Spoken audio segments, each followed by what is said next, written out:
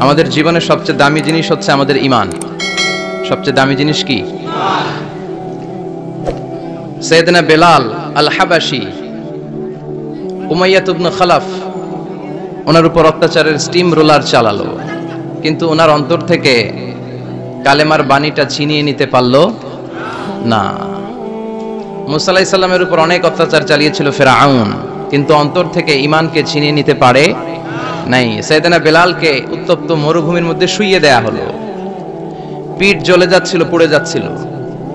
আপনারা জানেন যে আরব দেশের তপ্ত মরুভূমি এতটাই উত্তপ্ত, ওখানে চাল ফেলে দিলে ওইটা ক্ষয় হয়ে যায়, মুড়ি হয়ে যায়। সেটার মধ্যে শুইয়ে দিয়ে বলা হলো এবার আল্লাহরে ডাক। এতক্ষণ ডাকছিল লা ইলাহা ইল্লাল্লাহ, কিন্তু তারপরেও, এত অত্যাচারের পরেও ঈমান ছিনিয়ে নেওয়া যায় নাই। উনি আল্লাহর সংক্ষিপ্ত নাম নিয়ে জিকির করছিলেন। উনি পড়ছিলেন আহাদ। উনি পড়ছিলেন কি? এই আহাদ সূরাতুল ইখলাসের ভেতরে আছে না নাই? কুল হুয়াল্লাহু আল্লাহুস লাম ইয়ালিদ ওয়া লাম ইয়াকুল লাহু কুফুয়ান আহাদ। তো আহাদ হচ্ছে আল্লাহর নাম। এজন্য আমাদের অন্তর থেকে ঈমান ছিনিয়ে নেওয়া এত সোজা না। চিল্লায় বলেন ঠিক কিনা? মুমিনের কাছে সবচাইতে দামি জিনিস হচ্ছে তার ঈমান। ঈমান যদি চলে যায় সে সব হারালো, তার কিচ্ছু নাই। আর ঈমান যদি তার থাকে, তার সব হারিয়ে গেল, তার কিচ্ছু যায় আসে না। চিল্লায় বলেন ঠিক কিনা? এজন্য আমরা সব সময় কামনা করি যে আল্লাহ তাআলা আমাদেরকে ঈমানের সাথে রাখুক। আমরা পড়ি আমিন। এজন্য সব সময় শুকরিয়া করতে হবে একজনের, যিনি আমাদেরকে ঈমানের উপর থাকার তৌফিক এনায়েত করেছেন। তিনি কে? আল্লাহ।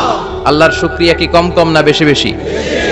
বিশ্বনবী সাল্লাল্লাহু আলাইহি ওয়াসাল্লাম মসজিদে নববীতে সালাতের ইমামতি করছেন। আল্লাহু আকবার বলে নামাজ শুরু করলেন। রুকুতে গেলেন, রুকু থেকে দাঁড়িয়ে পড়লেন সামি আল্লাহু লিমান হামিদা। ফিসফিস আওয়াজে পেছনে থাকা সাহাবারা পড়লেন রব্বানা ওয়ালাকাল হামদ। এক সাহাবী অতিরিক্ত বাড়িয়ে পড়লেন হামদান কাসীরান তাইয়িবান মুবারাকান ফীহি। পারেন না সবাই? পড়েন হামদান কাসীরান তাইয়িবান মুবারাকান ফী। আবার আওয়াজ করে পড়েন হামদান কাসীরান তাইয়িবান মুবারাকান ফীহি। বিশ্বনবী সালাত শেষ করলেন, সালাম ফিরালেন, মুসল্লিদের দিকে মুখ ফিরিয়ে বললেন সামি আল্লাহু লিমান হামিদা বলে যখন আমি দাঁড়িয়েছি, তোমরা ফিসফিস করে পড়েছো রব্বানা ওয়ালাকাল হামদ। কে যেন পড়েছো হামদান কাসীরান তাইয়িবান মুবারাকান ফী? কে পড়েছো? আমি তো এটা কখনো শিখাই নাই, কোত্থেকে পেলে? কেন পড়েছো? দাঁড়াও। কেউ দাঁড়ায় না, ডানে বায়ে সামনে পেছনে কেউ দাঁড়ায় না, সবাই ভয় পেয়ে গেছে।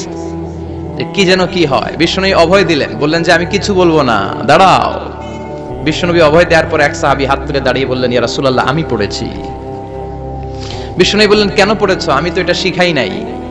সাহাবী বললেন ইয়া রাসূলুল্লাহ আল্লাহর প্রশংসা আমার কম কম করলে অন্তর জুড়ায় না, আমার করতে মনে চাই বেশি বেশি। এজন্য আমি নিজ থেকে এটা বানিয়ে বাড়িয়ে মিলিয়ে পড়ে দিয়েছি হামদান কাসীরান তাইয়িবান মুবারাকান ফী। বিশ্বনবী বললেন ভয় নাই, চিন্তা নাই, টেনশনের কোনো কারণ নাই, কারণ আমি সালাতে থাকা অবস্থায় দেখেছি তোমার এই অতিরিক্ত 4টা তাসবির সওয়াবটা, 4টা তাসবির সওয়াবটা বিদউ ওয়া 30 মালায়েকা, 30-এরও বেশি ফেরেশতা কে কার আগে এই সওয়াবটা আল্লাহর আরশে পৌঁছে দিবে এ নিয়ে আকাশে প্রতিযোগিতা চলছিল। এজন্য আল্লাহর প্রশংসা বেশি বেশি করার দরকার আছে না নাই? বিশ্বনবী সব সময় আল্লাহর প্রশংসা করতেন আর দোয়া করতেন আল্লাহ আমি যেন বেশি বেশি আপনার প্রশংসা করতে পারি, আমি যেন আপনার শুকরগুজার বান্দা হতে পারি। আল্লাহুম্মা জাআলনি সাবুরা ওয়া জাআলনি শাকুরা ওয়া জাআলনি ফি আইনি সগীরা ওয়া ফি আ'য়ুনিন নাসি কাবীরা। এর মানে হচ্ছে আল্লাহ আপনি আমারে ধৈর্যশীল বানান, আপনি আমাকে শুকরগুজার বানান, আমার চোখে আপনি আমারে ছোট বানান, গোটা বিশ্বের মানুষের চোখে আপনি আমারে বড় বানান। পড়েন আমিন। নিজের চোখে নিজেকে কি করবেন? ছোট। তাহলে মানুষের চোখে বড় বানায় দিবে কে? আল্লাহ। আর নিজেই যদি বলেন আমি বড়, ফেরাউনের মতো আনা রব্বুকুমুল আ'লা, আমি তোদের বড় খোদা, আল্লাহ কয় তুই হইলি হুদা, ঠিক কিনা? বড় হইতে পারে নাই। নীল নদের পানিতে সুবাই সুবাই আল্লাহ মারছে, চিল্লায় বলেন ঠিক কিনা? পৃথিবীতে কেউ তো স্থায়ী হয় না, হোক না সে ফেরাউন কিবা নমরুদ, কেউ ভাবে চিরদিন রয় না, কেউ ভাবে চিরকাল রয় না, পৃথিবীতে কেউ তো স্থায়ী হয় না, হোক না সে ফেরাউন কিবা নমরুদ, কেউ ভাবে চিরদিন রয় না, কেউ ভাবে চিরকাল রয় না। চিল্লায় বলেন ঠিক কিনা? চিরকাল কেউ থাকবে না, কারণ আল্লাহ ছাড় দেয়, তিনি ছেড়ে দেন না। মনে রাখবেন, আল্লাহ কি দেয় আর কি দেয় না। ফেরাউনরে কি দিছিল? ছাড় দিছে, ছাইরা দিছে। নমরুদরে কি দিছে? ছাড় দিছে, ছাইরা দিছে। এখনো দেখা যায় আল্লাহ অনেককে ছাড় দেয়, ঢিল দেয়, সুযোগ দেয়, কিন্তু আল্লাহ ছেড়ে দিবেন না। চিৎকার করে বলেন ঠিক কিনা। এজন্য সব সময় প্রশংসা করব কার? আল্লাহ। খাওয়ার সময় প্রশংসা কার? আল্লাহ। ঘুমানোর সময় আল্লাহ। জিকির করার সময় আল্লাহ। ঘুষ খাওয়ার সময় ঘুষ খাওয়া যাবে না। আর রাশি ওয়াল মুরতাশি কিলাহুমা ফিন্নার। ঘুষ যে দেয়, ঘুষ যে নেয়, উভয়ই জাহান্নামী। আল্লাহ ঘুষ থেকে আমাদেরকে বাঁচাও। আমিন। বাংলাদেশে ঘুষ আছে না নাই? আছে। সরকারি অফিসগুলোতে শুধু নাই, বেশি। আল্লাহ ঘুষ থেকে হেফাজত করো, যৌতুক থেকে হেফাজত করো, পর্নোগ্রাফি থেকে হেফাজত করো, হিন্দি সিনেমা থেকে হেফাজত করো, মারামারি কাটাকাটি থেকে তুমি আমাদেরকে হেফাজত করো। গোটা বাংলার জমিনে ঐক্য প্রতিষ্ঠা করার তৌফিক দাও। মদিনার সমাজ যেন আমাদের দেশে প্রতিষ্ঠিত হয়, আল্লাহ তুমি তৌফিক দাও। চিল্লায় পড়েন আমিন। এজন্য বিপদে আপদে মুমিন সব সময় প্রশংসা করে কার? আল্লাহ। আল্লাহর প্রশংসা করে শেষ করা যায়? যাবে? ওয়া ইন তাউদ্দু নি'মাতাল্লাহি লা তুহসুহা। আমার নিয়ামত যদি গুনতে শুরু করে দাও, গুনে শেষ করা যাবে না। আর নিয়ামতের প্রশংসা যদি করো, আমি নিয়ামত আরো বাড়িয়ে দেব।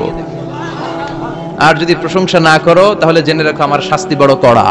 আমি সব সময় ধরি না, ধরলে সারি না। এজন্য সব সময় প্রশংসা করতে হবে কার? আল্লাহ। বিপদে আপদে সুখে দুঃখে আল্লাহর প্রশংসা। অভিযোগ কমিয়ে দেন, দেখবেন সুখে থাকবেন।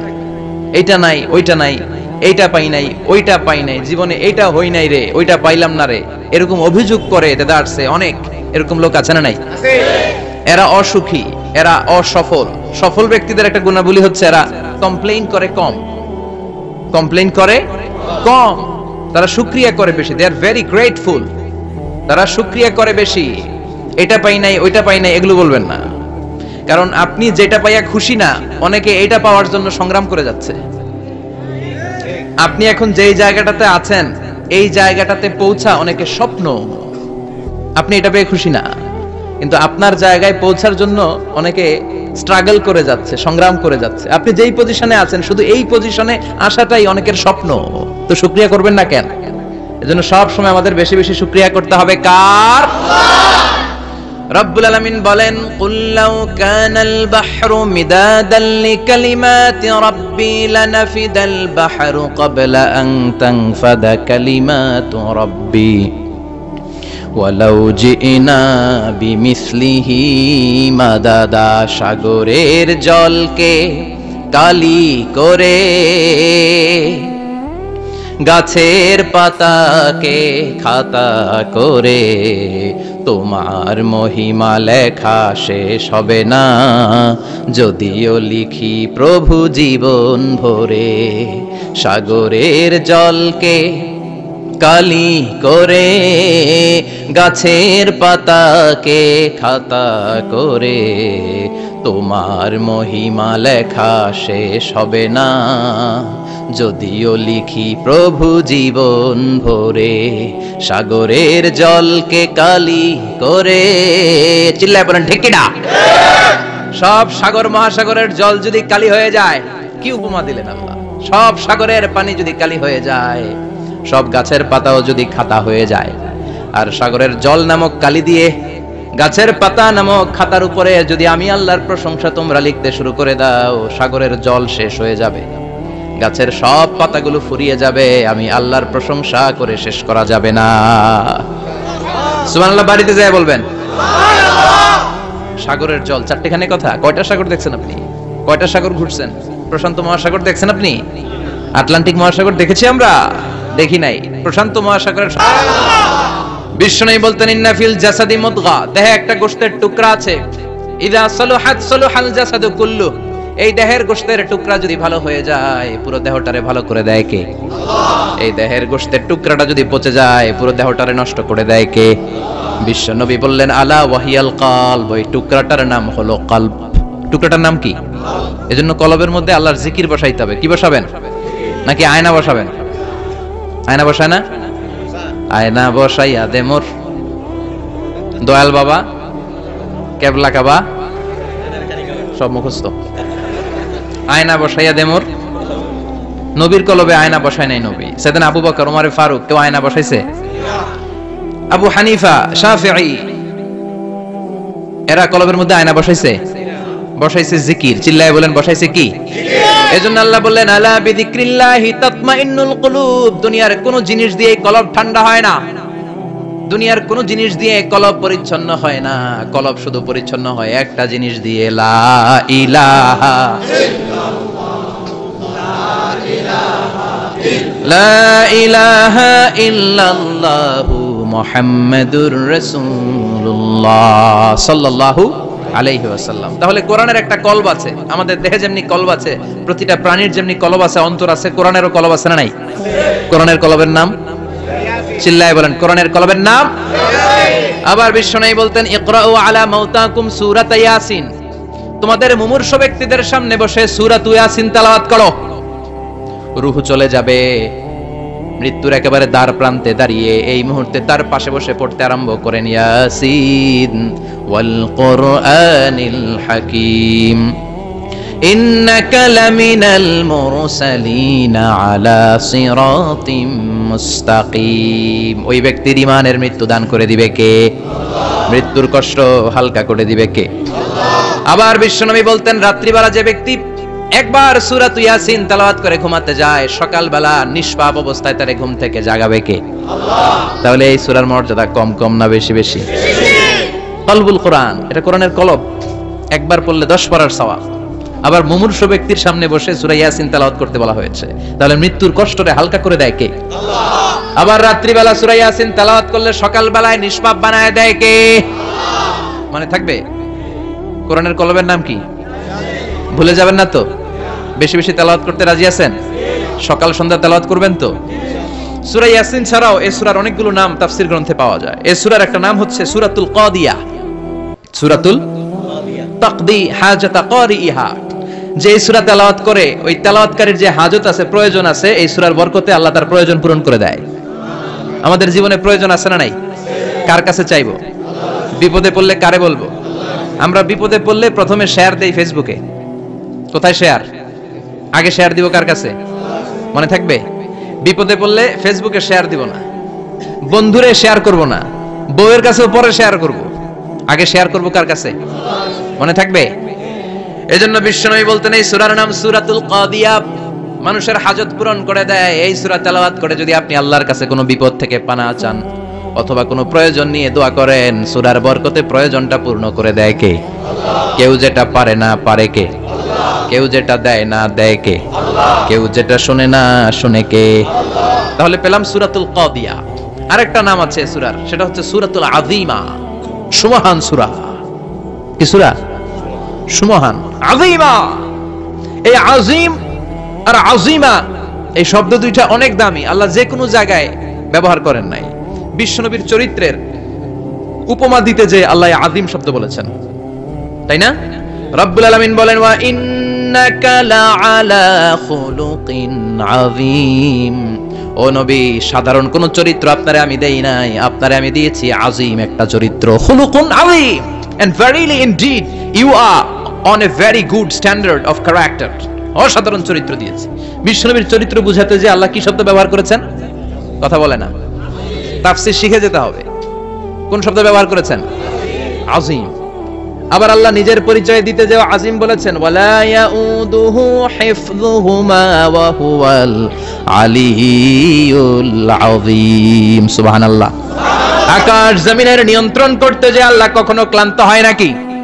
কারণ তিনি হচ্ছেন আল আলিয়্যুল আযীম। আল্লাহু আকবার। তার মানে নবীর চরিত্রের ক্ষেত্রে আযীম, আল্লাহর নিজের সত্তার ক্ষেত্রে আল্লাহ বললেন আযীম। আবার বললেন কিয়ামতের দিন গোটা পৃথিবীটারে আমি নাড়িয়ে দেব, গোটা পৃথিবীতে একটা আমি ভূমিকম্প দিব। এই কথাও কোরআনে আছে না নাই?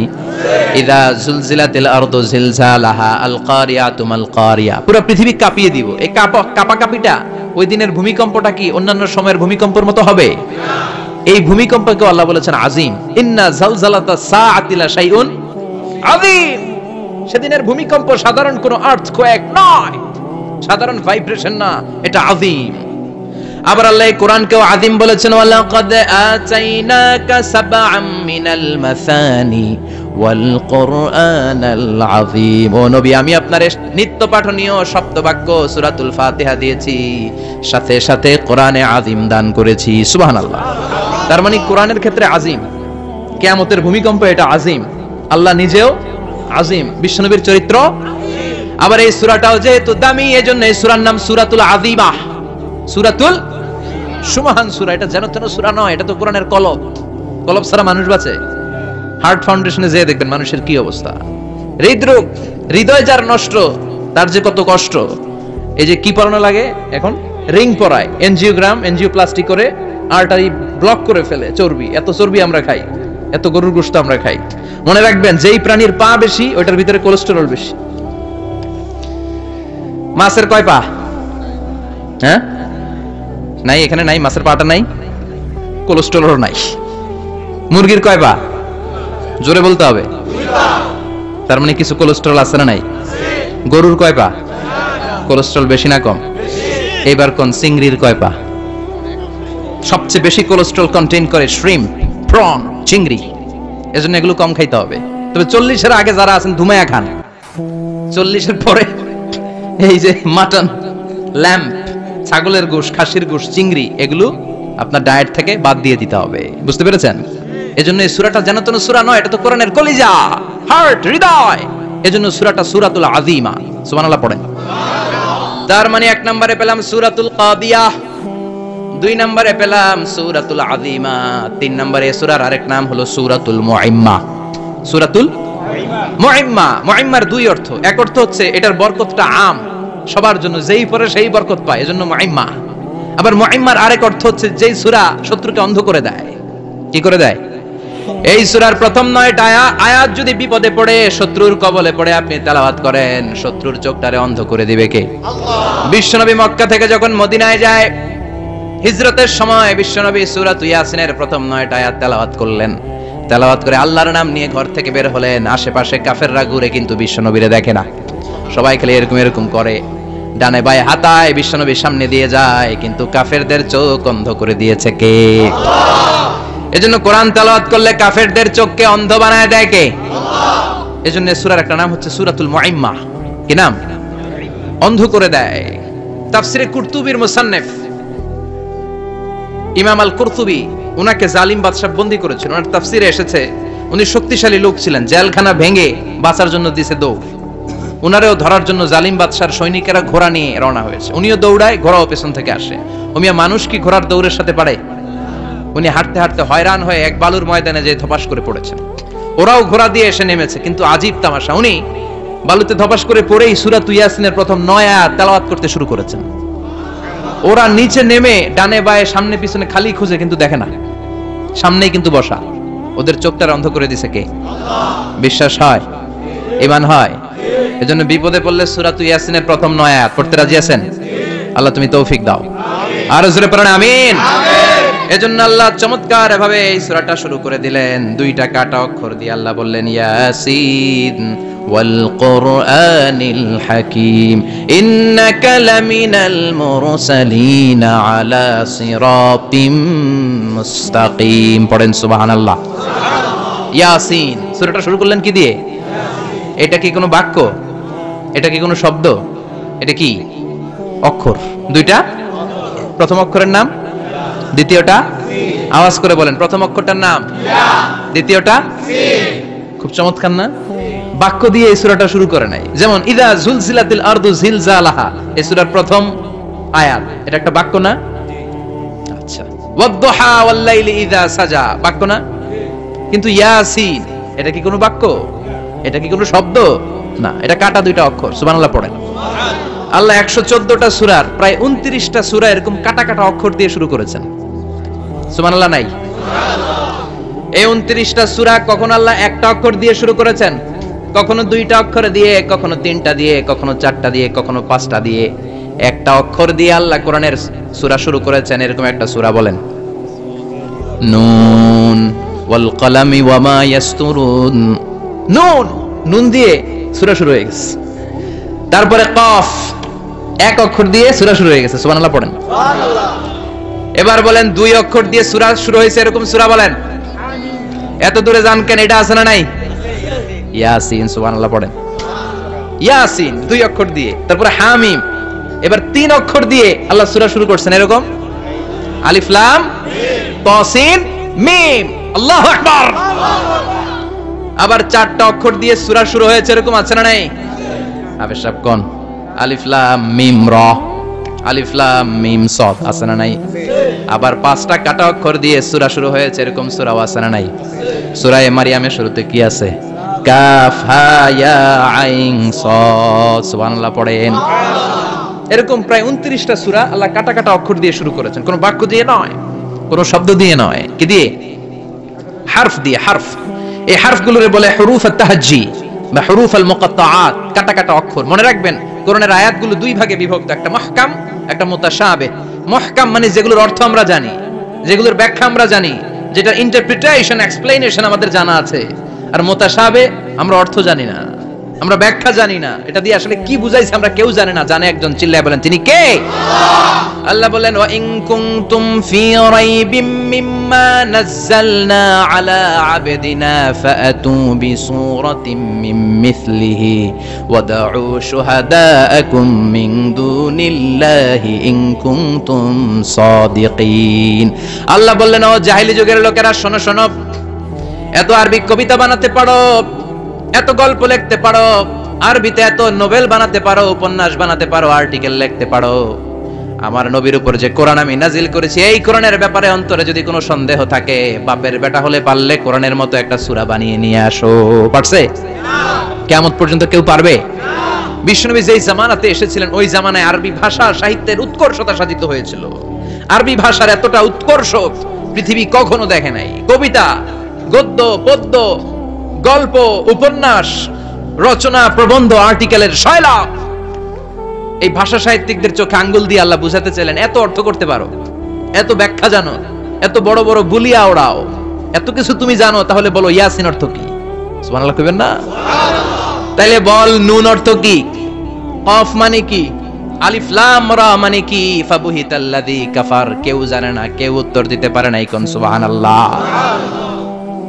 এটা কোরআনের মুজিজা, এটার অর্থ কেউ জানে না। আর এগুলোর অর্থ নিয়ে খোঁচাখুচি করাও ঠিক না, তবে মুফাসসিরিন ইকরাম এগুলোর কিছু অর্থ সম্ভাব্য বলার চেষ্টা করেছেন। যেমন ইয়াসিনের অর্থ ইবনে আব্বাস বলেছেন এর অর্থ হতে পারে ইয়া ইনসান, হে মানুষ। সুবহানাল্লাহ পড়েন। কেউ কেউ বলেছে এটার অর্থ হতে পারে ইয়া সাইয়্যিদ আল মুরসালিন। কেউ কেউ বলেছেন ইয়াসিন হতে পারে ইসমুল্লাহ, আল্লাহর নাম। কেউ বলেছেন এটা হতে পারে ইসমুন লিন নবী, বিশ্ব নবীর নাম। আবার কেউ কেউ বলেছেন ইয়াসিন হতে পারে এই কোরআনে কারিমের একটা নাম। কোন সুবহানাল্লাহ। এই সম্ভাব্য সব কথাগুলো বলে পৃথিবীর সব মুফাসসিররা বলতে বাধ্য হয়েছেন আল্লাহু আ'লামু বিমুরাদিহি বিহি। এটার দ্বারা আসল অর্থ যে কি এটা আমরা কেউ জানি না। জানে কে? চিৎকার করে বলতে হবে, জানে কে? তাহলে ইয়াসিন মানে আমরা জানি না। ইয়াসিনের অর্থ আমরা ছেড়ে দেব কার উপর? এরপর আল্লাহ বললেন ওয়াল কোরআনিল হাকিম, প্রজ্ঞাময় বিজ্ঞানময় কোরআনের শপথ। ওয়াল কোরআনিল হাকিম, বিজ্ঞানময় প্রজ্ঞাময় কোরআনের শপথ বা কসম। ওয়াল কোরআনিল হাকিম, যে ওয়া, এই ওয়াটারে আরবিতে বলে ওয়া আল কাসামিয়া। কি বলে? ওয়া আল কাসামিয়া। কসম কাটার জন্য আল্লাহ ওয়া ব্যবহার করেছেন। যত জায়গায় কোরআনে আল্লাহ কসম কেটেছেন ওই কসমের শব্দটার আগে ওয়া আছে না নাই? ও মিয়া, কোরআনে আল্লাহ সময়ের শপথ করেছেন, কসম কেটেছেন, যুগের কসম কেটেছেন। যুগের সময়ের আরবি হলো আল আসর। এই আসরের আগে ওয়া আছে না নাই? কি বলছে আল্লাহ? ওয়াল আসর, ওয়াল। আবার 3 ফলের কসম আল্লাহ কোরআনে কেটেছেন। কি বলেছেন? ওয়াত তিন, মানে তিনের কসম। জাইতুনের কসম কেটেছেন, বলেছেন ওয়াজ জাইতুন। তুর পাহাড়ের কসম কেটেছেন, বলেছেন ওয়া তুরে সিনিন। যত জায়গায় কসম তত জায়গায় ওয়া আছে না নাই? পাহাড়ের নামে কসম কেটেছেন, আল্লাহ বলেছেন ওয়াত তুর। সূর্যের নামে কসম কেটেছেন, আল্লাহ বলেছেন ওয়াশ শামসি ওয়া দুহাহা। সুবহানাল্লাহ কইবেন না? সুবহানাল্লাহ। ফজরের নামে কসম কেটেছেন, কি বলেছেন? ওয়াল ফাজর। জিলহজ মাসের প্রথম 10 রাতের কসম কেটেছেন, কি বলেছেন? ওয়া লায়ালিন আশর। জোর আর বেজরের কসম কেটেছেন, আল্লাহ বলেছেন ওয়াশ শাফাঈ ওয়াল ওয়াতর। সূরা ইয়াসিনে কাটা কাটা 2টা অক্ষরের পরে রব্বুল আলামিন কোরআনের কসম কেটেছেন। এজন্য আল্লাহ বলেছেন ইয়াসিন ওয়াল কোরআনিল হাকিম। ইয়াসিন ওয়াল কোরআনিল হাকিম, প্রজ্ঞাময় বিজ্ঞানময় কোরআনের শপথ। কোরআনের মধ্যে বিজ্ঞান আছে না নাই? বেশি না কম? বিশ্বাস হয় না নাস্তিকদের কথা বিশ্বাস হয়? নাস্তিকরা বলে কোরআনের মধ্যে বিজ্ঞান নাই, কোরআনের মধ্যে সায়েন্স নাই, কোরআনের ভেতরে টেকনোলজি নাই। কিন্তু কোরআন বলে এমন কিছু নাই, মানুষের প্রয়োজনীয় এমন কিছু নাই যেটা আমার ভিতরে নাই। আল্লাহু আকবার। আল্লাহ বললেন মা ফাররাতনা ফিল কিতাবি মিন শাই, কিতাবের মধ্যে আমি কিছু বাদ রেখে দেই নাই।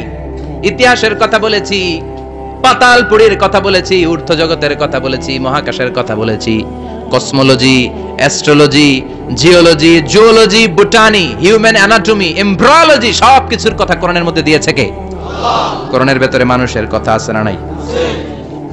কোরআনের মধ্যে গাভীর কথা আছে না নাই? গাভীর কথাও আছে। কই আছে? হ্যাঁ, সূরাতুল গাভীর সূরা। সুবহানাল্লাহ কইবেন না? মানুষের কথা আছে সূরাতুল ইনসান, জিনদের কথা আছে সূরাতুল জিন, মাকড়সার কথা আছে সূরাতুল আনকাবুত, মৌমাছির কথা আছে সূরাতুন নাহাল। মৌমাছির কথা বলেছেন, দুধের কথা বলেছেন, প্রাণীর কথা বলেছেন, খাদ্যের কথা বলেছেন, মানুষের দেহ বৈশিষ্ট্যের কথাও বলেছেন। চিৎকার করে পড়েন আল্লাহু আকবার। আল্লাহ বললেন ওয়া আওহা রাব্বুকা ইলান নাহলি আনিত্তাখিযি মিনাল জিবালি বুয়ুতাও ওয়া মিনাশ শাজারি ওয়া মিম্মা ইয়ারিশুন। সুবহানাল্লাহ পড়েন। ওয়া আওহা রাব্বুকা ইলান নাহল, আল্লাহ মৌমাছির কাছে সিক্রেট মেসেজ পাঠিয়েছেন। সুবহানাল্লাহ পড়েন। ওহীকে আরবিতে বলে সিক্রেট মেসেজ। ওয়াল কুরআনিল হাকিম, বিজ্ঞানময় কোরআনের শপথ, প্রজ্ঞাময় কোরআনের শপথ। বিশ্বনবী বলেন লা তুহসা আজাইবুহু, কোরআনের আশ্চর্যান্বিতার কোনো শেষ নাই। ওয়ালা তাবলা গারাইবুহু, কোরআন কোনদিন কারো কাছে পুরাতন মনে হয় না। ফিহি মাসাবিহুল হুদা, কোরআনের মধ্যে আছে হেদায়েতের মশাল। ওয়া মানারুল হিকমা, কোরআন হলো বিজ্ঞানের সুউচ্চ মিনার। লা তুহসা আজাইবুহু, কোরআনের আশ্চর্যান্বিতার শেষ নাই। যতই পড়বেন আপনি আশ্চর্য হয়ে যাবেন, যতই স্টাডি করবেন, যতই অধ্যয়ন করবেন, আপনার চোখকে খুলে দিবে কে? ওয়ালা তাবলা গারাইবুহু, কোরআন কখনো পুরাতন হয় না। পুরান হয় নাকি? যার বয়স 50 বছর ধরে নামাজি মানুষ, প্রতি নামাজের প্রত্যেক রাকাতে কোন সূরা পড়া লাগে?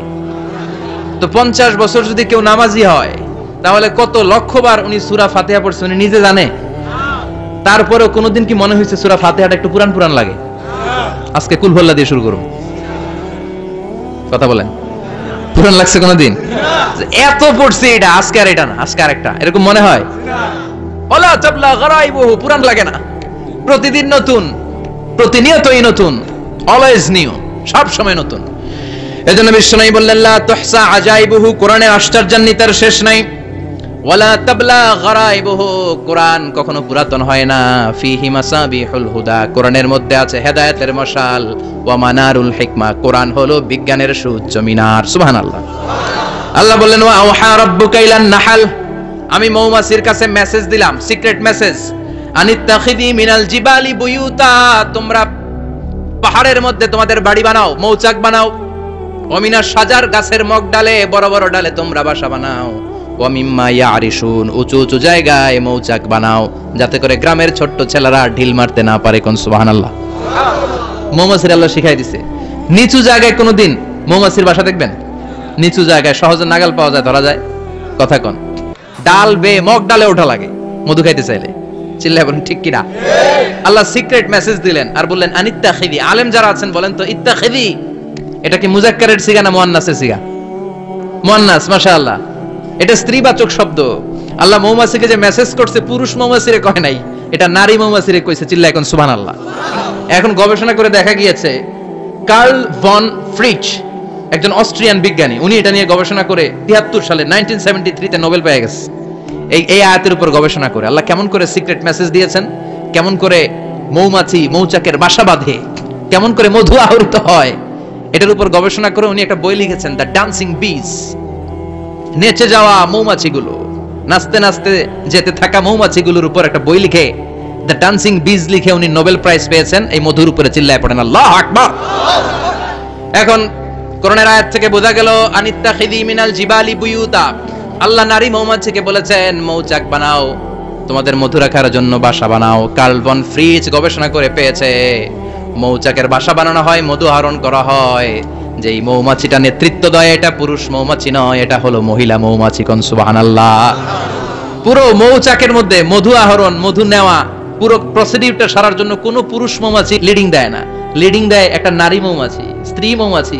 এজন্য ইত্তাখিজ, ম্যাসকুলিন জেন্ডার ইউজ না করে আল্লাহ বলেছেন ইত্তাখিজি, নারী মৌমাছিকে আল্লাহ অ্যাড্রেস করে বলেছেন যাও মৌচাক বানাও আর এটার মধ্যে মধু আহরণ করো। চিল্লায় পড়েন আল্লাহু আকবার। আল্লাহ বললেন ইত্তাখিজি মিনাল জিবালি বুয়ুতা, পাহাড়ের মধ্যে ঘর বানাও, ওয়া মিনাশ শাজার, গাছের বড় ডালের মধ্যে ঘর বানাও, ওয়া মিম্মা ইয়ারিশুন, উঁচু উঁচু জায়গায় ঘর বানাও। উনি গবেষণা পেয়েছেন এই মধুর মধ্যে অসাধারণ কিছু ন্যাচারাল অ্যান্টিসেপটিক আছে। কি আছে? Natural antiseptic. এটার নাম হচ্ছে প্রপিলিস। প্রপিলিস নামে একটা লিকুইড পাওয়া যায় মৌচাকের মধ্যে। এটা কাটা জায়গায় লাগা দিলে স্যাভলন ডেটল কিছু লাগানো লাগবে না। ওই প্রপিলিসের কারণে আপনার কাটা জায়গা এমনি শুকায় যাবে। সুবহানাল্লাহ পড়েন। দ্বিতীয় বিশ্বযুদ্ধে রাশিয়ান যত সৈনিকরা যুদ্ধে আহত হতো, ওরা আলাদা করে অ্যান্টিসেপটিক খাইতো না, ওরা মধু আইনা লাগাই দিত আর সুস্থ হয়ে যেত। সুবহানাল্লাহ পড়েন। নিউজিল্যান্ডের কিছু বিজ্ঞানীরা আবিষ্কার করেছে মৌমাছির হুলের ভিতরে রেমিটিক ফিভারের অ্যান্টিবায়োটিক আছে। অনেকের বাত জ্বর হয়, বাতের ব্যথা থাকে না, থাকে, মুরব্বীদের বেশি হয়। ওই জায়গার মধ্যে যদি আপনি মৌমাছি এনে ঢুকাই দিতে পারেন, মৌমাছির হুল লাগাই দিতে পারেন, ভালো হয়ে যাবে। মৌমাছি যখন হুল ফুটে আরাম লাগে না অনেক? খাইছেন? কামড় খাইছেন? হ্যাঁ, মজা লাগে। তো নিউজিল্যান্ডের এই গবেষকরা এরা আবিষ্কার করেছে যে মৌমাছি যদি হুল ফুটিয়ে দেয়, ওখানে বাতের ব্যথা থাকলে, বেদনা থাকলে এটা ভালো হয়ে যাবে। আমি নিজে দেখেছি, বিবিসি একটা ডকুমেন্টারি, ইজিপশিয়ান একজন ফিজিশিয়ান, চিকিৎসক, উনি ওনার বাতের ব্যথায় আক্রান্ত যত রোগীরা আছে ওদের গায়ের মধ্যে মৌমাছি এনে এনে নিজে নিজে হুল ফুটায়। রোগী চিৎকার মারে, ও মাগো, ও আল্লাহ গো, কিন্তু একদিন পরে ব্যথা নাই, আর কয় ভালো হয়ে গেছে। সুবহানাল্লাহ কইবেন না? তো এজন্য এই কার্ল ভন ফ্রিজ 1973 তে দ্য ডান্সিং বিজ লেখে গোটা বিশ্বকে তাক লাগিয়ে দিয়েছে। তার গবেষণার প্রতিটি পয়েন্ট কোরআনের আয়াতের সাথে মিলে যায়। চিৎকার করে পড়েন আল্লাহু আকবার। এই যে আমরা মধু খাই, এই মৌচাকের ভেতরে অন এন অ্যাভারেজ অ্যারাউন্ড 60,000 মৌমাছি থাকে। তিন ভাগে, একটা হচ্ছে কুইন বি, একটা মেল বি, আর একটা হচ্ছে ওয়ার্কার বি। একটা থাকে রানী মৌমাছি, এর নেতৃত্বে সবাই চলে। আর একটা থাকে মেল বি, পুরুষ মৌমাছি, বংশ বাড়ানোর জন্য এদের কাজে লাগে। আর সব হচ্ছে ওয়ার্কার বি, সবাই কাজ করে। আল্লাহ বললেন সুম্মা খুলি মিন কুল্লি সামারাত ফাসলুকি সুবুলা রাব্বিকি যুলুলা। আল্লাহ সিক্রেট মেসেজ দিয়ে বললেন গাছের উপরে বাসাবাদ, পাহাড়ের উপরে মৌচাকের বাসাবাদ, উঁচু উঁচু জায়গায় তোমরা তোমাদের বাসা বাঁধো।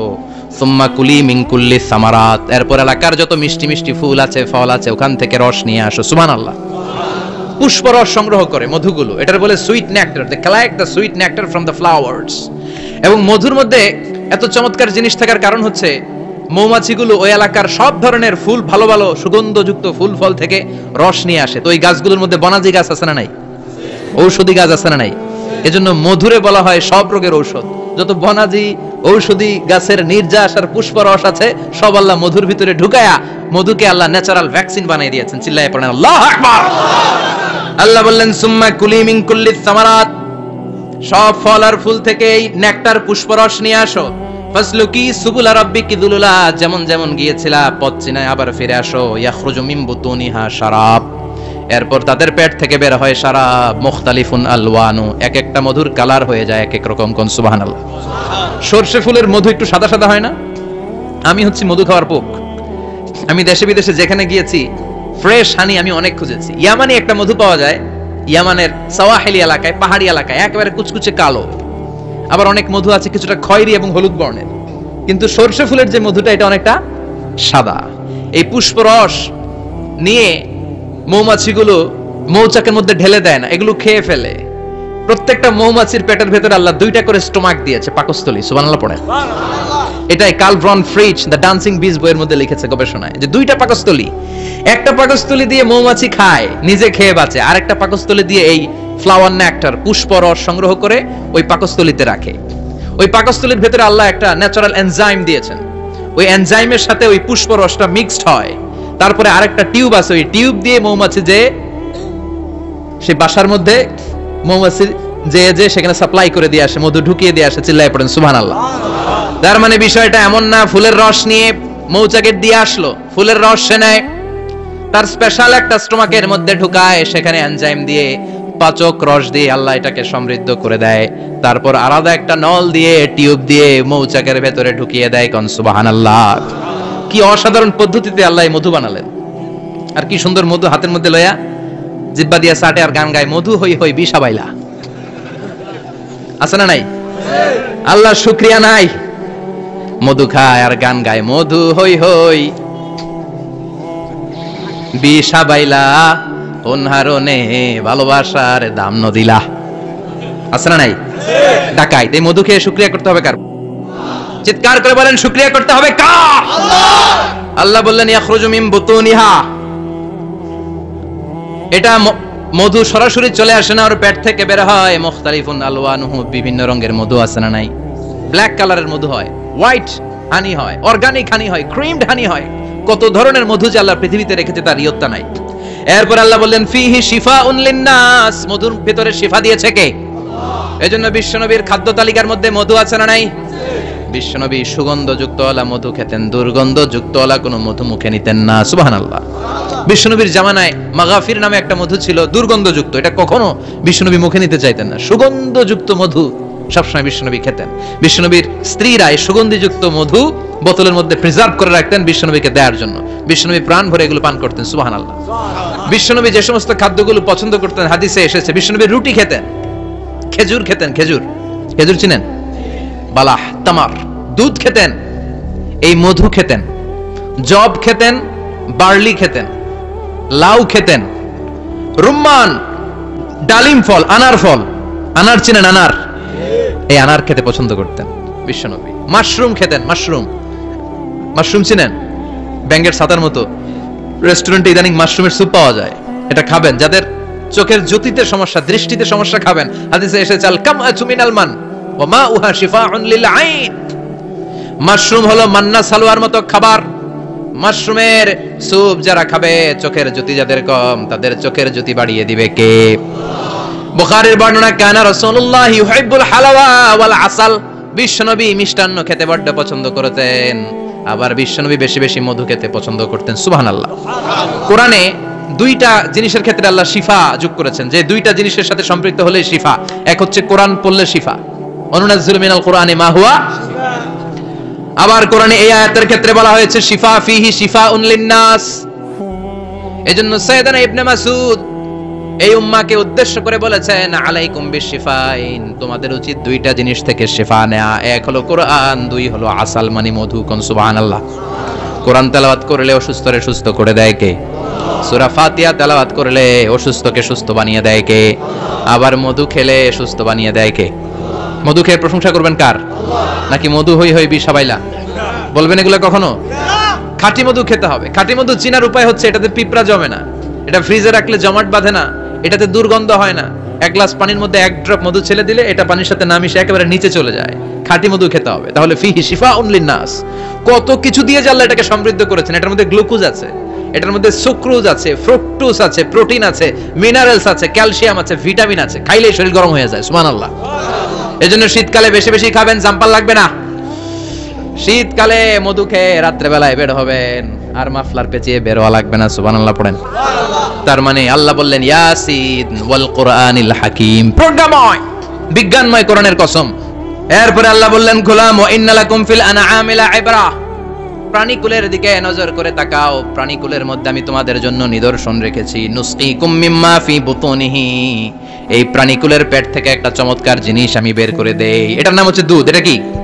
দেখেন একই আয়াতের মধ্যে আল্লাহ মধুর কথাও বললেন, আবার দুধের কথাও বললেন। দুধটা কিভাবে হয়, উৎপন্ন হয়, মধু কেমনে হয়, ইঞ্চি ইঞ্চি কথা এই কোরআনের ভেতরে তুলে ধরলেন কে?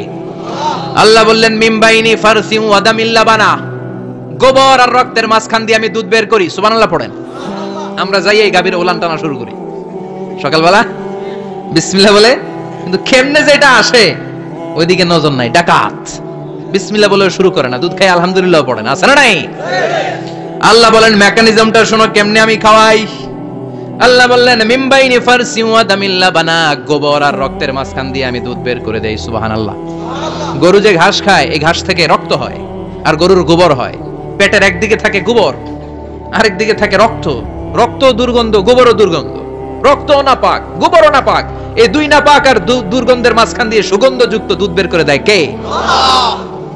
আল্লাহ বললেন মিন বাইনি ফারসি ওয়া দামিল লাবানা, গরু যে খাবারগুলো খায় ওই খাবারের এক পাশ দিয়ে গোবর হয়ে যায় আর এক পাশ দিয়ে রক্ত হয়ে যায়, মাঝখান দিয়ে দুধ বের করে দেয় কে? What a amazing mechanism of discharging milk from animal's body.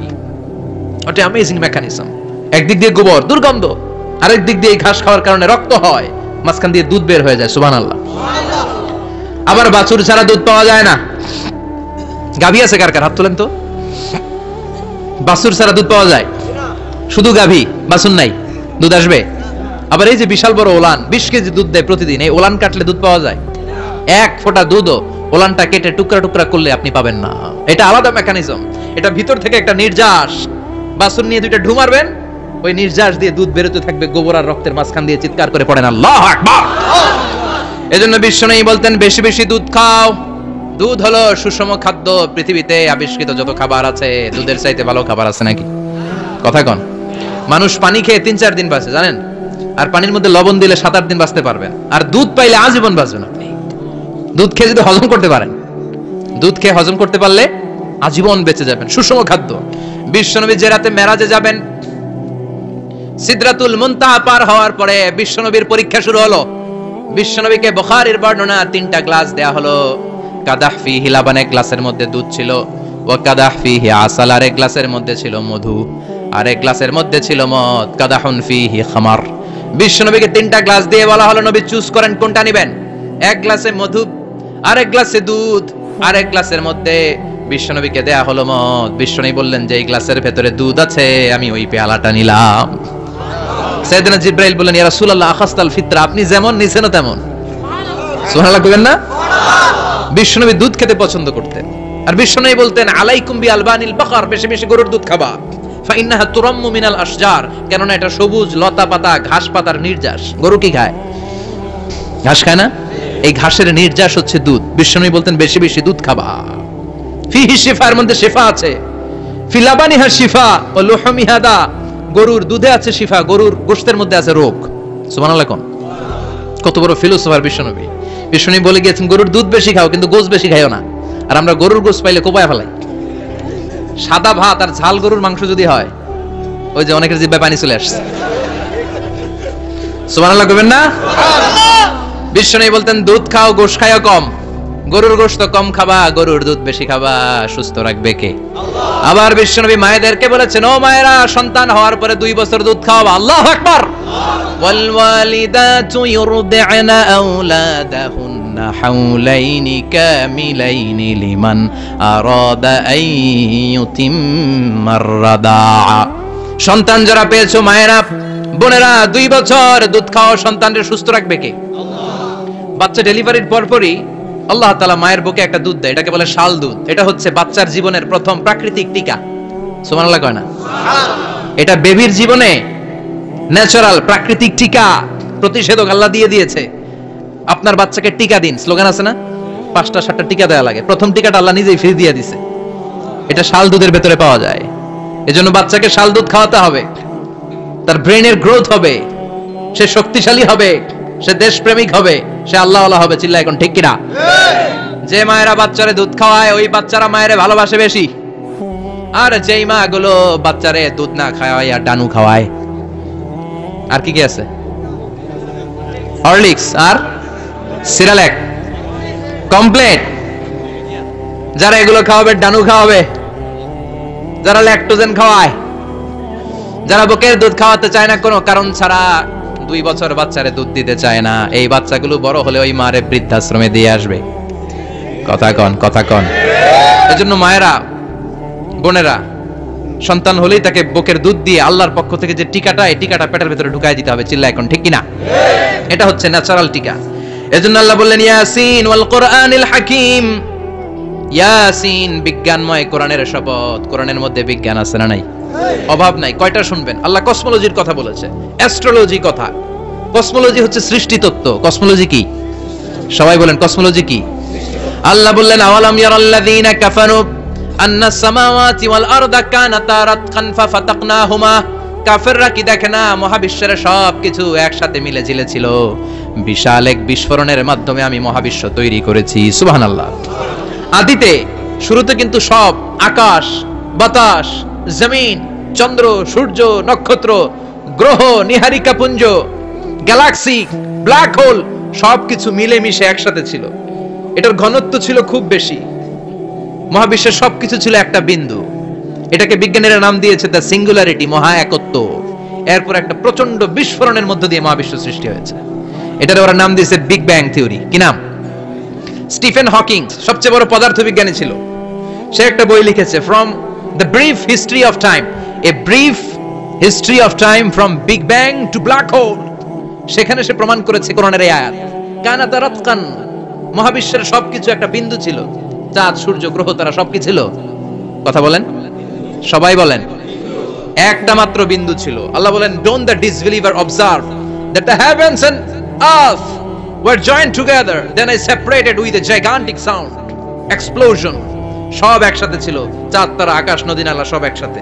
তারপরে একটা বিকট বিস্ফোরণের মধ্য দিয়ে পৃথিবী হয়েছে, চাঁদ হয়েছে, চন্দ্র হয়েছে, সূর্য হয়েছে, মহাবিশ্বের সবকিছু এই মহাবিস্ফোরণের মধ্য দিয়ে হয়েছে। চিৎকার করে পড়েন আল্লাহু আকবার। এই যে ছোট্ট পৃথিবীতে আমরা বসে আছি, এই পৃথিবীর চেয়ে সূর্য 13 লক্ষ গুণ বড়। চিল্লায় পড়েন আল্লাহু আকবার। এটা কি বাড়ির কাছের কথা? 13 লক্ষ গুণ বড়, কল্পনা করা যায়? তার মানে কি সূর্যই সবচেয়ে বড়? না, সূর্যের চেয়ে অনেক বড় বড় তারা আছে। ব্যাটেলজিউস নামে একটা তারা আছে মহাকাশে, যেটা যে সূর্য পৃথিবীর চেয়ে 13 লক্ষ গুণ বড়। এই ব্যাটেলজিউস তারা সূর্যের চেয়ে 33 কোটি গুণ বড়। এই ব্যাটেলজিউস তারাটাই কি সবচেয়ে বড়? না, এর চেয়েও কত বড় তারা যা আছে কোনো হিসাব নাই। এরকম বিশাল বিশাল তারা ঘুরতে ঘুরতে মাওয়াকিউন নুজুম, ব্ল্যাক হোল নামে একটা রেঞ্জ আছে।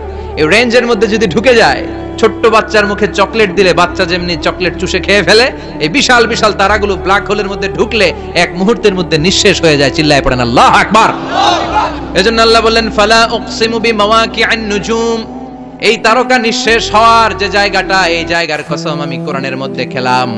এই ব্ল্যাক হোলের রেঞ্জের ভেতরে তারা আসলে মুহূর্তের মধ্যে নিঃশেষ বানিয়ে দেয় কে? একটা তারার চেয়ে আরেকটা তারা বড়।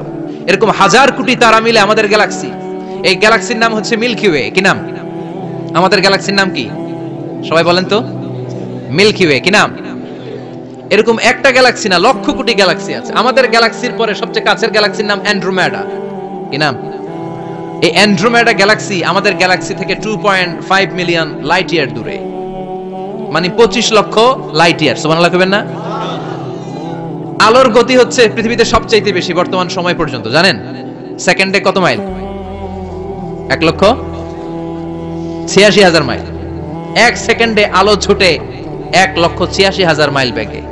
এত বেগের কোন প্লেন বা রকেট নিয়ে যদি আপনি আমাদের গ্যালাক্সি থেকে মিল্কি ওয়ে থেকে অ্যান্ড্রোমেডাতে যেতে চান, তাহলে আপনার 25 লক্ষ বছর লেগে যাবে। সুবহানাল্লাহ বাড়িতে যায় বলেন। এরপর আল্লাহ বললেন, ওয়াস সামাআ বানাইনাহা বিআইদিন ওয়া ইন্না লামুসিউন, আকাশ আমি বানালাম, গ্যালাক্সি আমি বানালাম, বানানোর পর থেকে সবগুলোর আমি প্রশস্ত করতে শুরু করে দিলাম। সব ছিল ক্ষুদ্র, একটা বিন্দুর মধ্যে আমি বিস্ফোরণ করলাম একটা আওয়াজ দিয়ে। আওয়াজটা ছিল কুন। আওয়াজটা ছিল কি? জোরে কোন, আবার কোন। কুন ফায়া, ইন্নামা আমরুহু ইযা আরাদা শাইআন আন ইয়াকুলা লাহু কুন ফায়াকুন। আল্লাহ যখন কিছু করতে চান শুধু বলেন কুন, শুধু বলেন বি। কুন মানে বি, ইট ওয়াজ, এটা হয়ে যায়। হাও বলতে দেরি। এই মহাবিস্ফোরণের নেপথ্যে যে শব্দটা ছিল সেটা ছিল কুন। সেটা ছিল কি? আল্লাহ কুন বলতে দেরি, মুহূর্তের মধ্যে বিগ ব্যাং, বিশাল এক্সপ্লোশন, তারপর থেকে মহাবিশ্ব ছড়াচ্ছে। আল্লাহ বলছেন এই কোরআনের ভেতরে বলে দিয়েছেন, ওয়া ইন্না লামুসিউন, আমি এই মহাবিশ্বকে, এই গোটা ইউনিভার্সকে আমি প্রতিনিয়ত সম্প্রসারিত করছি। প্রতিনিয়ত এটা বড় হচ্ছে, সম্প্রসারিত হচ্ছে। চিল্লায় বলেন আল্লাহু আকবার। আজ থেকে মাত্র 20 বছর আগে এটা তারা আবিষ্কার করেছে। এটা কোন সাল? 2020 বছর পেছনে গেলে কত? 1998, তাই না? এই 1998 সালে তারা আবিষ্কার করেছে সুপারনোভা কসমোলজি প্রজেক্ট। এই সুপারনোভা কসমোলজি প্রজেক্টে তারা এই সিদ্ধান্তে এসেছে যে মহাবিশ্ব কোন নামক এক বিস্ফোরণের পর থেকে যে সম্প্রসারিত হচ্ছে, আজ পর্যন্ত এটা শুধু বাড়ছে আর বাড়ছে, অ্যাক্সেলারেটিং হচ্ছে, এক্সপান্ডিং হচ্ছে, এটা কমছে না। কিয়ামত পর্যন্ত এটা বাড়তেই থাকবে। চিৎকার করে পড়েন আল্লাহু আকবার। এজন্য আল্লাহ বললেন, ইয়াসিন ওয়াল কোরআনিল হাকিম, বিজ্ঞানময় প্রজ্ঞাময় কোরআনের শপথ, এই কোরআনের ভেতরে আমি কসমোলজির কথা বলেছি, অ্যাস্ট্রোলজির কথা বলেছি, জিওলজির কথা বলেছি, ফিজিক্সের কথাও বলেছি। সুবহানাল্লাহ। ফিজিক্স মানে কি? পদার্থ। পদার্থের সবচেয়ে বড় উপাদান হচ্ছে লোহা। লোহার কথা কিন্তু কোরআনে নাই। আছে? কই আছে? হ্যাঁ, সূরাতুল হাদিদ, লোহার নামে একটা সূরাই দিয়েছে আল্লাহ কোরআনে। সুবহানাল্লাহ পড়বেন না? সূরার নাম সূরাতুল হাদিদ। সূরার নাম কি? চিল্লায় বলেন সূরার নাম সূরাতুল হাদিদ। হাদিদ মানে লোহা। আল্লাহ বললেন ওয়া আনজালনাল হাদিদা ফীহি বা'সুন শাদীদ।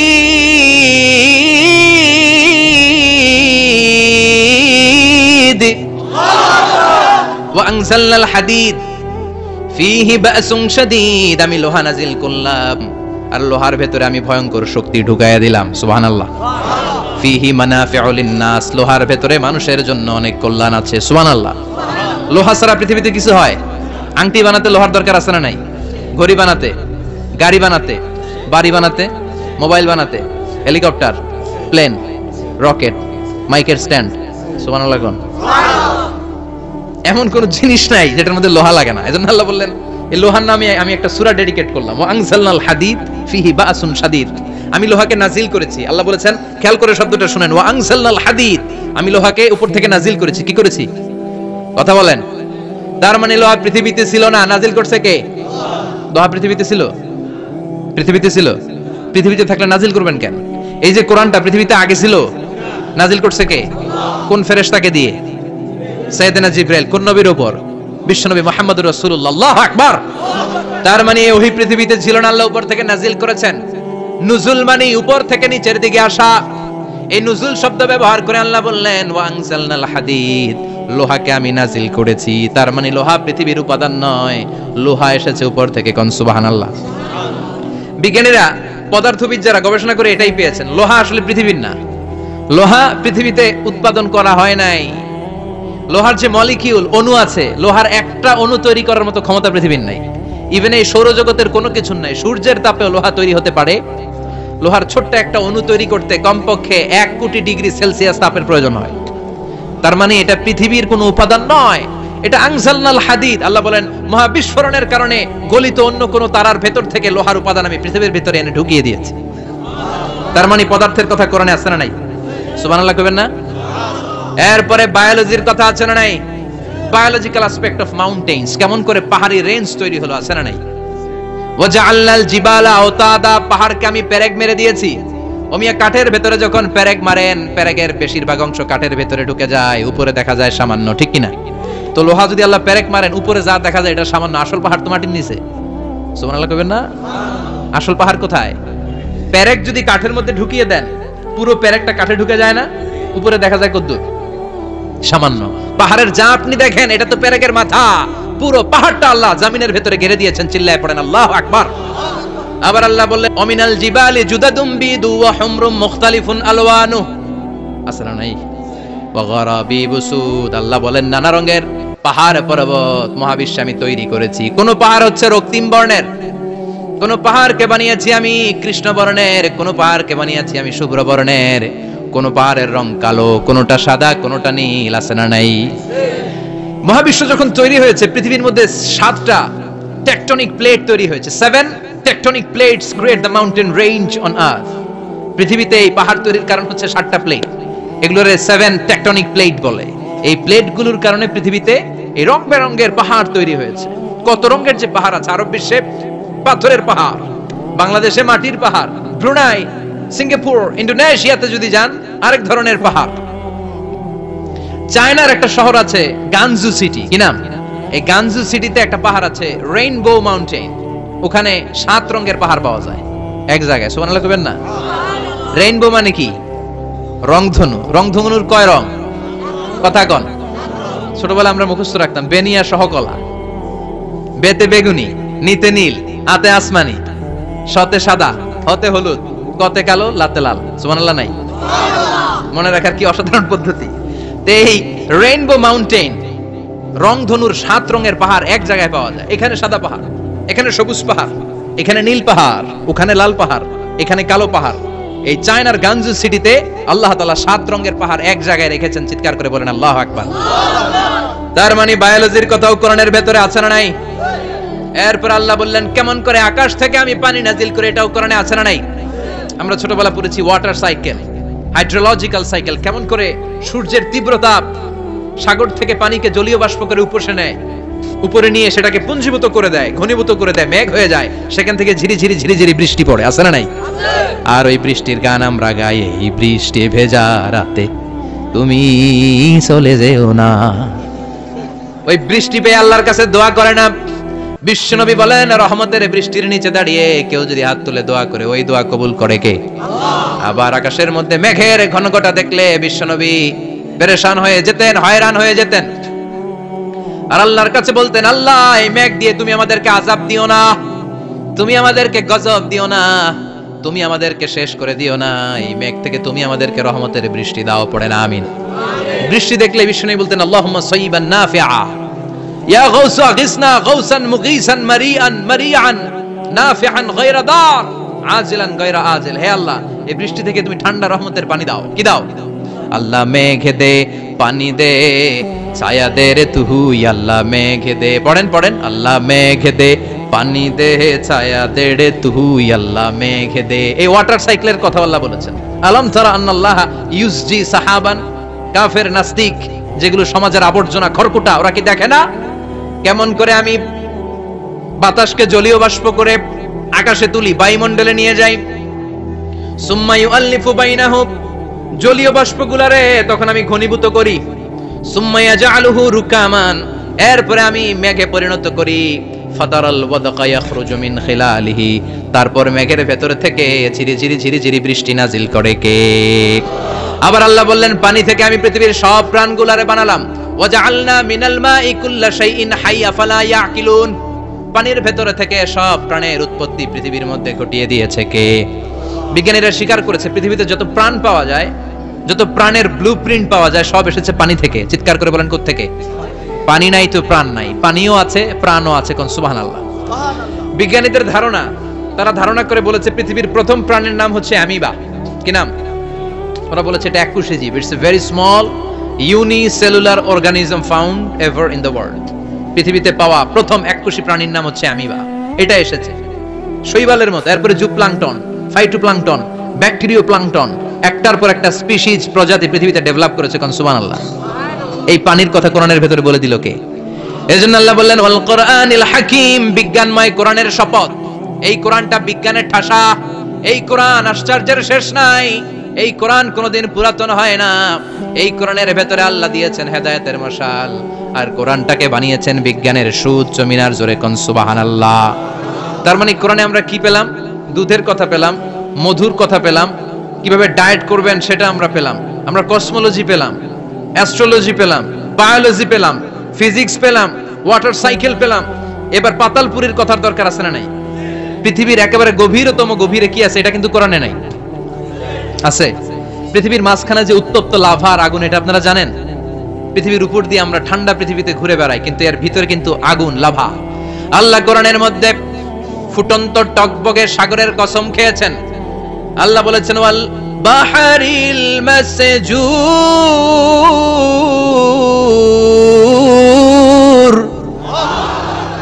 আমি কোরআনের ভেতরে ফুটন্ত টকবগে সাগরের পানির কসম খেলাম। পড়েন সুবহানাল্লাহ। সাগরের পানির ফুটন্ত টকবগে সাগরের পানির কসম। সাগরের পানি আবার ফুটন্ত হয় কি করে? পানি কি হয় ঠান্ডা? পানি কি? কথা বলেন। আল্লাহ পৃথিবীর ভেতরকার কথা চিন্তা করে বলেছেন ওয়াল বাহরিল মাসজুর। ইউনাইটেড স্টেটস অফ আমেরিকার নেভাল একাডেমির সায়েন্টিস্টরা এই আয়াতের উপর রিসার্চ করেছে যে সাগরের ভেতরে আবার এই ঠান্ডা পানির ভেতরে আবার উত্তপ্ত আগুনের লাভা আসলো কোথা থেকে। রিসার্চ করার জন্য তারা সাগরের ভেতরে পাইপ ঢুকিয়েছে। পাইপ ঢুকাতে ঢুকাতে অনেকগুলো লেয়ার তারা পার করেছে। রূপান্তর শিলার স্তর, পাললিক শিলার স্তর, আগ্নেয়গিরির শিলার স্তর, মার্বেল পাথরের অনেকগুলো শিলার স্তর পেরিয়ে যাওয়ার পরে তারা পাইপ ঢুকানোর পরে দেখতে পেয়েছে পাইপগুলো গলে যায়। পাইপগুলো কি হয়? তার মানে ভিতরে কি আছে? গত কয়েক মাস আগে জাপানে কিছু জিওলজিস্ট, ভূতত্ত্ববিদ, তারা গবেষণা করে পৃথিবীর এক মাথা থেকে আরেক মাথায় যেতে চাচ্ছে, মানে প্রতিপাদ স্থান। বাংলাদেশের এখান থেকে ছিদ্র করলে আপনি দক্ষিণ আমেরিকার চিলির সান্টিয়াগোতে যেয়ে উঠবেন। কথা বুঝতে পেরেছেন? তার মানে বাংলাদেশের প্রতিবাদ স্থান হচ্ছে দক্ষিণ সাউথ আমেরিকার চিলির সান্টিয়াগো। আবার ইন্ডিয়া থেকে ছিদ্র করতে করতে পৃথিবীর আরেক মাথা দিয়ে উঠবেন, সুবহানাল্লাহ বলেন। এটা তারা শুরু করেছে কিন্তু এখনো সফল হয় নাই। ইউএস এর নেভাল একাডেমির সায়েন্টিস্টরা পাইপ ঢুকাতে ঢুকাতে দেখে একটা পর্যায় শেষে পাইপ আর ঢুকানো যায় না, পাইপগুলো পৃথিবীর ভেতরে যেতে যেতে গলে গলে পানি হয়ে যায়। সুবহানাল্লাহ কইবেন না? এই রিসার্চ প্রজেক্টের যিনি চিফ উনি বললেন, bring the waterproof pipe from America, America থেকে ওয়াটারপ্রুফ পাইপ নিয়ে আস। আমার এমন পাইপ লাগবে গবেষণা করার জন্য যে পাইপ আগুনে জ্বলে না। ওয়াটারপ্রুফের মধ্যে আগুন লাগালে আগুন ধরবে? বুলেট প্রুফে বুলেট মারলে বুলেট ঢুকবে? মাননীয় প্রধানমন্ত্রী শেখ হাসিনা যে গাড়িতে করে চড়ে এটা বুলেট প্রুফ কার? গুলি মারলে ঢুকবে? আবার গুলি মারতে যায় না, 14 গোষ্ঠী উদ্ধার করে ছাড়বে আপনার, খবরদার। তো আমেরিকা থেকে ফায়ার প্রুফের পাইপ নিয়ে আসা হলো। নেভাল একাডেমির চিফ সায়েন্টিস্ট পাইপ ঢুকাতে আরম্ভ করলেন। ঢুকাতে ঢুকাতে পৃথিবীতে কিন্তু অনেকগুলো স্তর আছে, এই যে বালু মাটি, সব কিন্তু বালু মাটি নয়। আপনি খুঁড়তে খুঁড়তে পেয়ে যাবেন পাললিক শিলা, এরপরে রূপান্তরিত শিলা, এরপরে মার্বেল পাথরের শিলা, এরপরে শুরু হবে গরম আগ্নেয়গিরির শিলা। ওই শিলার ভেতরে এমন আগুন আল্লাহ রেখেছে, ওই নেভাল একাডেমির সায়েন্টিস্টরা ফায়ার প্রুফের পাইপ ঢুকাতে ঢুকাতে একটা লেভেল যাওয়ার পরে দেখা যায় ফায়ার প্রুফের পাইপও গলে গলে মুহূর্তে পানি হয়ে যায়। তার মানে ভেতরে এমন আগুন আল্লাহ রেখেছে, ওই আগুনের তুলনায় পৃথিবীর আগুনের মতো নয়। ওই আগুনটাই জাহান্নামের আগুন। আবার বিজ্ঞানীরা গবেষণা করে ওই আগুনের মধ্যে মানুষের চিৎকার শুনেছে। এজন্য হাদিসে এসেছে আল্লাহর ওলিরা, মুমিন বান্দারা মারা গেলে তাদের রূহগুলো আকাশে চলে যায়, ইল্লিনে চলে যায়। আর কাফের মুশরিক আর নাস্তিক গুলো মারা গেলে তাদের আত্মাগুলো পৃথিবীর মাঝখানে সিজ্জিনে চলে যায়। ওই সিজ্জিনের ভেতরে আগুন আছে না নাই? চিল্লায় বলেন। তার মানে পাতালপুরীর কথাও আছে, সাগরের কথাও আছে, আকাশের কথাও আছে। কেমন করে দুনিয়াতে আমরা আসলাম সেটাও আছে। এমব্রায়োলজি, ভ্রূণ তত্ত্বের কথা কোরআনে আছে না নাই? পৃথিবীতে আল্লাহ কয়েক সিস্টেমে মানুষ বানালেন। সাইয়েদনা আদমকে বানালেন, মাও নাই বাবাও নাই। সাইয়েদনা আদম আলাইহিস সালামের বাবার নাম কি? মায়ের নাম কি? মাও নাই বাবাও নাই। আবার সাইয়েদনা ঈসা আলাইহিস সালামকে আল্লাহ তৈরি করলেন, শুধু মা আছে বাবা নাই। আবার আমাদের সবাইকে আল্লাহ বানালেন, মাও আছে বাবাও আছে, ঠিক কি না? এরপরে ছোট্ট এক ফোঁটা নাপাক থেকে আল্লাহ আমাদেরকে বানালেন। এই এক ফোঁটা বীর্যের মধ্যে যে প্রাণ আছে এটা দুজন বিজ্ঞানী আবিষ্কার করেছে। লিয়েন হুক মাইক্রোস্কোপ যন্ত্র দিয়ে তারা বীর্যের মধ্যে, স্পার্ম ড্রপের মধ্যে গবেষণা করে পেয়েছে যে ওখানে কি যেন নড়ে। ওই এক ফোঁটা ড্রপের মধ্যে কি যেন নড়ে। সেখান থেকে ওরা আবিষ্কার করেছে এই স্পার্মের ভেতরে, শুক্রাণুর ভেতরে প্রাণের অস্তিত্ব আছে। এক ফোঁটা স্পার্মে, এক ফোঁটা বীর্যের মধ্যে 20 কোটি যদি শুক্রাণু না থাকে ওই স্পার্ম থেকে আল্লাহ বেবি দেয় না, সন্তান দেয় না। সুবহানাল্লাহ কোন? এজন্য আল্লাহ বললেন, হাল আতা আলাল ইনসানি হিনুম মিনাদ দাহরি লাম ইয়াকুন শাইআম মাযকুরা। ও মানুষ, কেন এত অহংকার করো? নজর করে তোমার জীবনের শুরুটার দিকে একটু তাকাও। কি ছিলা তুমি? এক ফোঁটা নাপাক পানি, একটা স্পার্ম ড্রপ থেকে এসেছো। ইয়াখরুজু মিন বাইনিস সুলবি ওয়াত তারায়েব, বাবার পৃষ্ঠদেশ থেকে মায়ের গর্ভদেশের মধ্যে তোমাকে নিয়ে গেল কে? সেখান থেকে ফি যুলুমাতিন সালাস, 3টা প্যাকেট দিয়ে মায়ের পেটের মধ্যে তোমাকে প্রিজার্ভ করলো কে? আল্লাহ প্রত্যেকটা স্টেজ কোরআনে বলে দিয়েছেন। ফি যুলুমাতিন সালাস, 3টা অন্ধকার প্রকোষ্ঠে আল্লাহ আমাদেরকে প্রিজার্ভ করেছেন। মায়ের ফুলের একটা প্যাকেট, মায়ের জরায়ুর একটা প্যাকেট, আবার মায়ের পেটের একটা প্যাকেট। ওই প্যাকেটের ভিতরে পৃথিবীর কোন কবিরাজের কবিরাজি কাজে লাগছে? ডাক্তারের ডাক্তারি কোন কবিরাজ আমগরে খাওয়াইছে? চিল্লায় বলেন তিনি কে? এরপর আল্লাহ বললেন ফি যুলুমাতিন সালাস, এটা অন্ধকার ছিল। যেই টেম্পারেচারে রাখলে তুমি সুস্থ থাকবা, যেই টেম্পারেচারে রাখলে তুমি আস্তে আস্তে বড় হতে পারবা, সেখানে আমি রাখলাম। সেখান থেকে আমরা হয়ে গেলাম জিমেট, সেখান থেকে জাইগট, তারপরে এমব্রায়ো, তারপরে ফেটাস, ল্যাটার স্টেজ। প্রথমে ছিলাম ইনিশিয়াল স্টেজ, তারপরে ল্যাটার স্টেজ, আমরা বড় হতে লাগলাম। আল্লাহ আমাদেরকে হার্ট দিলেন, সিস্টনিক ডায়াস্টনিক, অলিন্দ নিলয় শুরু হয়ে গেল।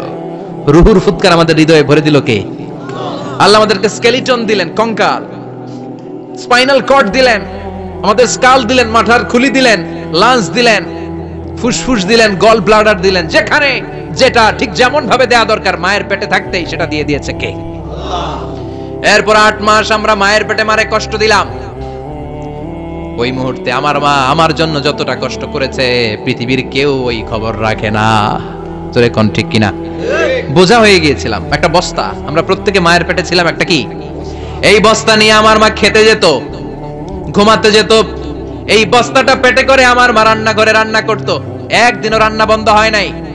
এই বস্তাটা নিয়ে আমার মা টয়লেটে যেয়ে বসতে পারতো না, 8 মাস এরকম কষ্ট করেছে। এজন্য মায়ের মনে কষ্ট দিলে আল্লাহর রোষ কেঁপে যায়। মায়ের কাছ থেকে দোয়া নেওয়ার দরকার আছে না নাই? মায়ের মনে কষ্ট দিবেন? মায়ের সাথে বেয়াদবি করবা কেউ? মায়ের থেকে দোয়া নেওয়ার দরকার আছে না নাই? মা যার নাই সে জানে মা না থাকার কি জ্বালা। চিল্লা এখন ঠিক কিনা? যখন রাত্রি নিঝুম, এই চোখে ঘুম, একলা শূন্য ঘরে, তোমায় মনে পড়ে মাগো, তোমায় মনে পড়ে। যখন রাত্রি নিঝুম, এই চোখে ঘুম, একলা শূন্য ঘরে, তোমায় মনে পড়ে মাগো, তোমায় মনে পড়ে। ঠিক কিনা? এজন্য এই মায়ের জন্য দোয়া করার দরকার আছে না নাই? আল্লাহ বললেন 8 মাস 9 মাস মায়ের পেটের ভেতরে ছিলা, তারপরে দুনিয়ার বুকে তোমারে আনলো কে? ছোট্ট নাপাক ছিলাম, এই ছোট্ট এক ফোঁটা পানি থেকে আমাদেরকে বড় করছে কে? তার মানে এমব্রয়োলজি, ভ্রূণ তত্ত্বের কথা কোরআনের ভেতরে আছে না নাই? সে আল্লাহ বললেন ইয়াসিন ওয়াল কোরআনিল হাকীম ইন্নাকা লামিনাল মুরসালিন আলা সিরাতিম মুস্তাকিম। সুবহানাল্লাহ পড়েন। আল্লাহ বললেন ইয়াসিন, এরপরে বললেন আল কোরআনিল হাকীম, প্রজ্ঞাময় কোরআনের শপথ। বিশাল একটা শপথ কেটে আল্লাহ বললেন ইন্নাকা লামিনাল মুরসালিন আলা সিরাতিম মুস্তাকিম। ইন্নাকা লামিনাল মুরসালিন, অবশ্যই অবশ্যই নবী হে আপনি রাসূলদের অন্তর্ভুক্ত। চিল্লা এখন সুবহানাল্লাহ। তিনি যে রাসূল এটার সার্টিফিকেট এই আয়াতে দিয়েছে কে? এরপর আল্লাহ বললেন আলা সিরাতিম মুস্তাকিম, ও নবী আপনি সিরাতুল মুস্তাকিমের উপর আছেন। যেই দোয়াটা প্রতিটা নামাজের মধ্যে প্রতিদিন প্রত্যেক রাকাতে সূরা ফাতিহাতে আমরা পড়ি, ইহদিনাস সিরাতাল মুস্তাকিম। ও Allah, show us the right path, show us the correct path, আপনি আমাদেরকে সোজা পথ দেখান। আল্লাহ এখানে সার্টিফিকেট দিলেন, নবী গো লক্ষাধিক পয়গম্বর যে আমি পেয়েছি তাদের শ্রেষ্ঠতম রাসূল করে আমি আপনাকে প্রেরণ করেছি, আর হেদায়েতের সুউচ্চ মশাল দিয়ে আমি আপনাকে সিরাতুল মুস্তাকিমের উপর রেখেছি। চিল্লায় পড়েন আল্লাহু আকবার। এইজন্য এই বিজ্ঞানময় কোরআনের সাথে নিজেদের সম্পর্ক বাড়ানোর দরকার আছে না নাই? কোরআন পড়লে দুনিয়া এবং আখিরাতে মর্যাদা বাড়ায় দিবে কে? কোরআনের আইন দিয়ে সমাজটারে সাজানোর দরকার আছে না নাই? কোরআন দিয়ে আমাদের সমাজটা সমৃদ্ধ হোক আমরা চাই কি চাই না? কোরআন দিয়ে আমার সংসদ ভবন চলুক, আমার 300 জন মেম্বার অফ দ্য পার্লামেন্ট কোরআনের আয়াত দিয়ে সংসদে কথা বলুক আমরা চাই কি চাই না? আমাদের মিলিটারি গুলো কোরআনের আওতায় চলুক, আমাদের দেশটা কোরআন দিয়ে চলুক, আমার লাল সবুজের পতাকা সংসদ ভবনের এক পাশে আর কালিমার লা ইলাহা ইল্লাল্লাহর পতাকা আরেক পাশে পতপত করে উড়বে আমরা চাই কি চাই না? সেজন্য কোরআনের সাথে আমাদের সম্পর্ক বাড়াতে হবে, নিজে কোরআন পড়তে